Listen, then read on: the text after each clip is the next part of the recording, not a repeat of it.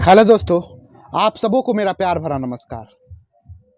Guys, verb to be में friends कौन कौन से वर्ब आते हैं? तो वर्ब टू बी के अंडर में फ्रेंड्स आपके हैज, हैव एंड हैड आते हैं। फ्रेंड्स ये जो वर्ब है ये प्राइमरी हेल्पिंग वर्ब है और ये सेंटेंस में दो तरह से एक्ट करते हैं, as a main verb and as a helping verb. Friends आप सभी जानते होंगे जो ये हेल्पिंग वर्ब की तरह एक्ट तब करेंगे जब इसके साथ कोई मैन वर्ब आया होगा, और जब ये फ्रेंड सेंटेंस में अकेला आएगा यानी कि विदाउट मैन वर्ब का आएगा तो फ्रेंड्स ये खुद ही मैन वर्ब की तरह एक्ट करेगा।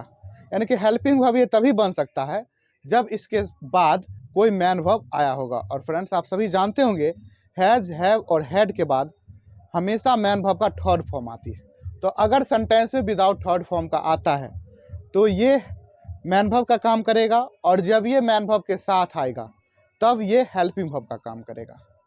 तो इससे ये क्लियर हुआ जो हैज, हैव और हैड है ये मेरा मैन वर्ब की तरह भी एक्ट कर सकता है, यानी कि इसका यूज़ हम सेंटेंस में एज अ मैन वर्ब की तरह भी कर सकते हैं और एज अ हेल्पिंग वर्ब की तरह भी कर सकते हैं। अब देखिए फ्रेंड्स, ये एक बहुत ही अमेजिंग कॉन्सेप्ट है जो बहुत सारे स्टूडेंट्स मानते हैं जो ऐसा कैसे पॉसिबल है, यानी कि दो हेल्पिंग वर्ब कैसे पॉसिबल है, बट वो ये नहीं कॉन्सेप्ट को नहीं जानते हैं जो हैज, हैव, हैड जो है ना वो मैन वर्ब की तरह भी एक्ट कर सकता है। तो ये नहीं जानते हैं और वो ये सोचते हैं ये तो हेल्पिंग वर्ब है और डबल हेल्पिंग वर्ब का यूज़ हम एक साथ तो नहीं होता है सेंटेंस में। बट फ्रेंड्स जब भी ये डबल होते हैं तो लास्ट जो होता है वो मैन वर्ब होता है और उससे पहले अगर हैज, हैव, हैड आया हो तो वो फ्रेंड्स मेरा हेल्पिंग वर्ब होता है। तो ऐसा सेंटेंस पॉसिबल है इंग्लिश ग्रामर में, बट स्टूडेंट्स उस सेंटेंस का मीनिंग पूछते हैं बार बार। तो इस ऐसा सेंटेंस अगर मिल जाए तो क्या इसका मीनिंग क्या होना चाहिए, क्या ऐसा सेंटेंस में एरर भी आ सकता है? तो मैं सबसे पहले बता दूं फ्रेंड्स, ऐसा सेंटेंस का मीनिंग डिपेंड करता है जो आपको सेंटेंस गिवन रहेगा उसके अकॉर्डिंग इसका, यानी कि हेड का मीनिंग ईट भी हो ईटन भी हो सकता है, हेड का मीनिंग रिटन भी हो सकता है।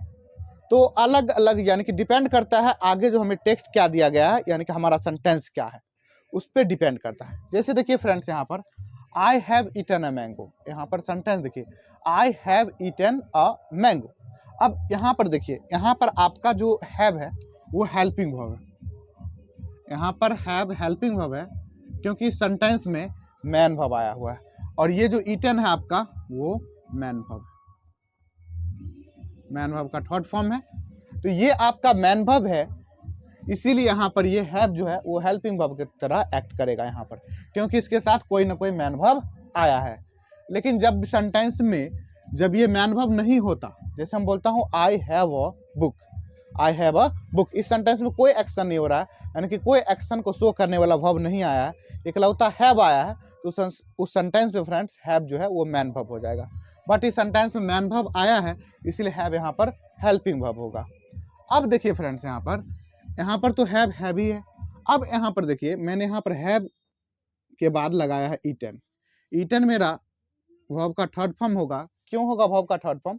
क्योंकि हैज, हैव और हैड के बाद हमेशा वर्ब का थर्ड फॉर्म आता है।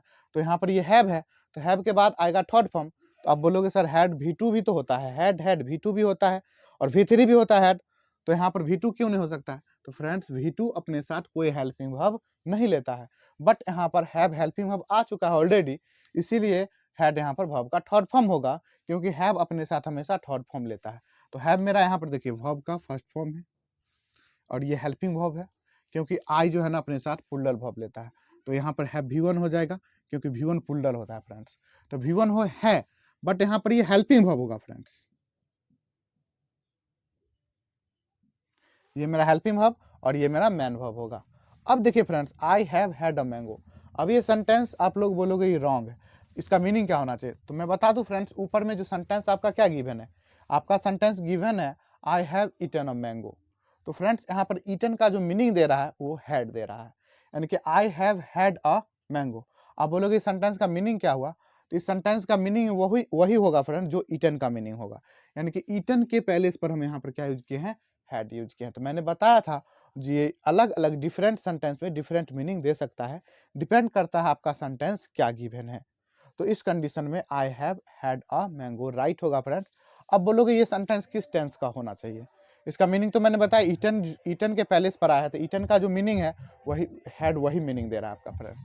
अब ये किस सेंटेंस का सेंटेंस है, सॉरी किस टेंस का, तो आप यहाँ पर देख सकते हो है मेरा V1 है, यहाँ पर देख सकते हो है मेरा V1 है, और यहाँ पर देखिए हैड भी V3 है और ईटन भी यहाँ पर V3 है, तो आप सभी को पता होगा ये V3 है। तो V1 मेरा क्या होता है फ्रेंड्स, आप सभी जानते होंगे जो V1 प्रेजेंट होता है और V3 होता है परफेक्ट।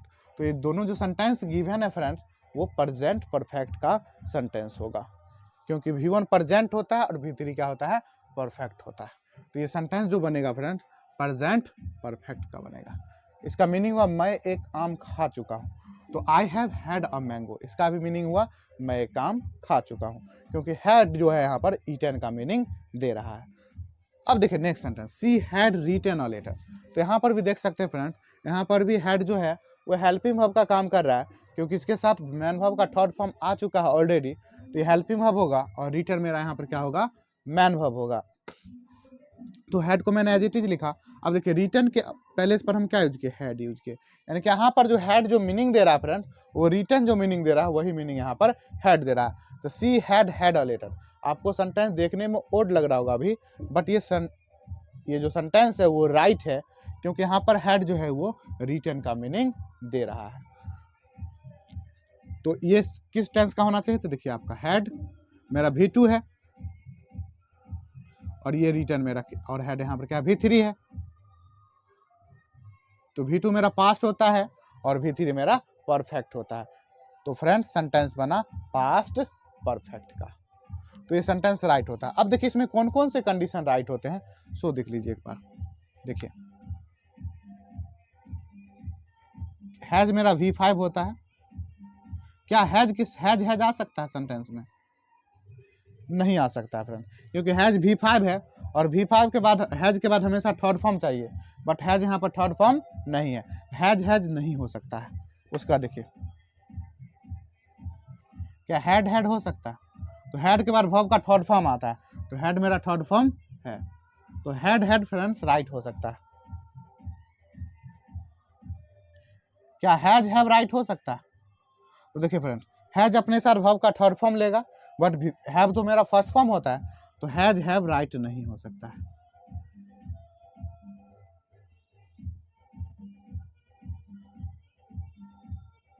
हैव हैड राइट हो सकता है, तो हैव मेरा थर्ड फॉर्म लेगा, तो हैड मेरा थर्ड फॉर्म है, तो हैव हैड भी राइट हो सकता है।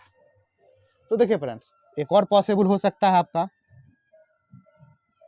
Has had.